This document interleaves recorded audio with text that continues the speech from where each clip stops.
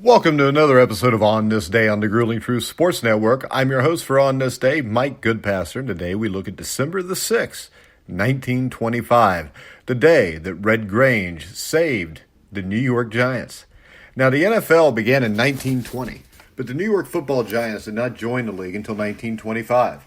They were one of the first large city teams and played in a 14-year-old polo grounds with a seating capacity of 70,000 people. Not that the club needed that much space for patrons at the time.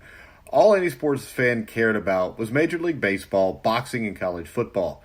Professional sports, had not really come to fruition yet except for baseball and boxing.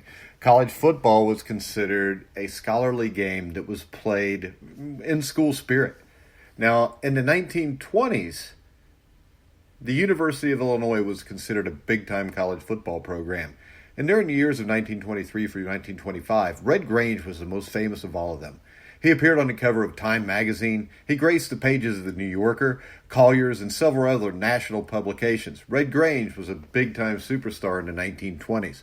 And during this time period, most great college football stars didn't even consider a career in pro football and would instead immediately enter the business world. It was not considered an acceptable occupation or an admirable occupation because of the violence, whereas college football was tied, as I said before, to school spirit and viewed as inspiring and with more intensity, loyalty, and honor than pro football. Even Grange's father spoke to the Chicago Tribune about Grange's not playing professionally, but Grange thought pro football was the avenue for him and that he could make good money doing it. Red Grange was the most watched, photographed, and celebrated player in the nation. His nickname was the Galloping Ghost. The NFL in those days was devoid of any draft, so teams could basically put their rosters together as they saw fit. Now, Grange hired an agent by the name of C.C. Pyle, and even until the 1960s, hardly any players engaged personal agents, so this fact was an oddity in and of itself. But Pyle, luckily for Grange, was a very shrewd man with lofty goals for his client. Now, this was a time, mind you, when most NFL players made $100 to $150 a game, while the two true stars would make as much as $500 a game. Grange signed a weird deal for that time with the Chicago Bears. He signed for half of all gate receipts. Now, this was an uncommon arrangement then, it would be now, but what was more unusual was that Grange had not yet graduated from Illinois.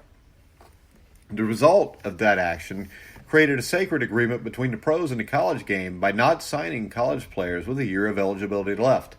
Even today, the NFL and colleges collaborate on when a player can leave school and become a pro. This protects the schools most of all and their investment in the players as well as probable higher attendance. Now, the Bears were set to go on a barnstorming national tour with Grange as the feature. In the first game with the Bears against the crosstown Chicago Cardinals, a gate of 10,000 was expected, although 20,000 tickets were printed. Over 39,000 fans jammed the turnstiles. Now, in the Giants' maiden season of 1925, the club struggled financially. After the first 13 contests, the team was an astounding 10-3-0, including an 8-game win streak, although 2 games were against non-league clubs. But crowds at the Polo Grounds continued to hover around 10 to 20,000 per game, with as many as 5,000 tickets given away just to expose the New York audience to the pro game. Ticket prices were soon slashed to get folks into the stadium. Now, when Giants owner Tim Mara parlayed his $500 for the new team, he didn't know a touchdown from an open field tackle. He soon discovered that a professional sports franchise would be even more costly than he ever could have imagined. Now, it cost the club $4,000 a week just to break even. The Giants would soon be over $40,000 in debt, and the season wasn't even over yet, with 4 games remaining. And to make matters worse for the Giants, 3 of those games were on the road, which resulted in travel costs, hotel bills, meals. And the visitors' gate cut at that time was 40%, instead of the home team 60%. A close friend of Mara's actually suggested he sell the team before it got worse and his losses increased. Now, game number 14 on this day, December the 6th, 1925, was a home game against the Bears, the Red Grange-led Bears. Now, the Bears were also a very good team coming into the Giants game with an 8-2-3 record, which included 8 shutouts.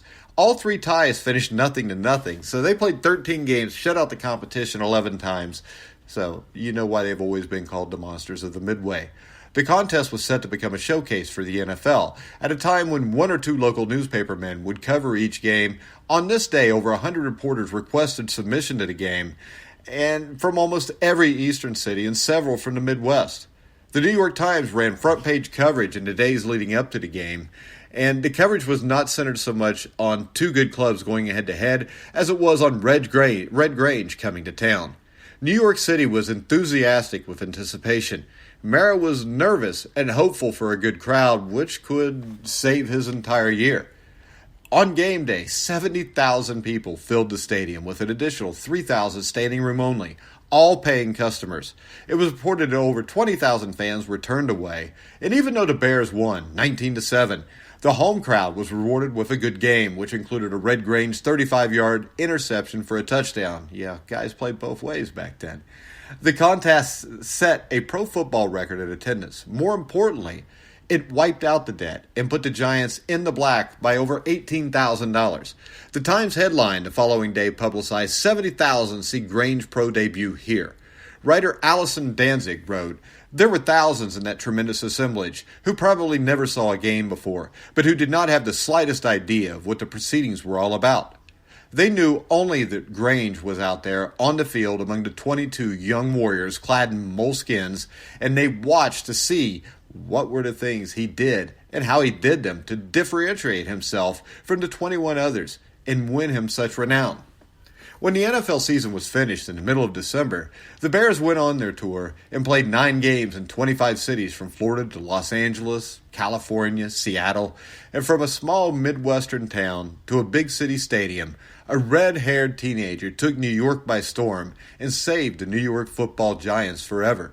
2 seasons later, the Giants would capture the first of their 8 NFL titles. And Red Grange, not only this day, saved the New York football Giants, he went a long way in saving the NFL. The NFL was, just now transitioning from playing small cities to playing in big cities with big stadiums. And Red Grange really put the NFL on the national map and professional football. So, on this day, December 6, 1925, the day that Red Grange saved the New York football Giants and the NFL. Make sure you come back tomorrow so you can find out what on this day, December the 7th is. No clue yet, but as soon as I do, I'll do a show and you'll know about it. So make sure you check out every day On the Grueling Truth at 10 o'clock Eastern Time in the morning for On This Day. So, remember, you can hear all of our shows on iHeartRadio, iTunes, TuneIn, Spreaker, Stitcher. Wherever you find podcasts, you'll find The Grueling Truth. So, I'm Mike Goodpastor. You've been listening to The Grueling Truth, where the legends speak.